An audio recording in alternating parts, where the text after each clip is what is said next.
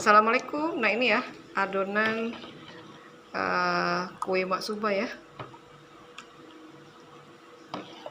Nih salah satu varian ya kue khas Palembang yang rasanya manis dan legit ya. Nah biasanya dihidangkan saat istimewa seperti hari raya seperti ini. Adonannya kental, warnanya juga cantik ya.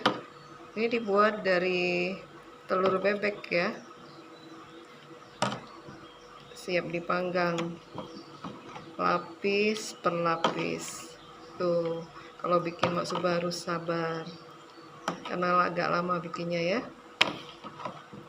tapi rasanya luar biasa manis, legit dan lemaknya nih.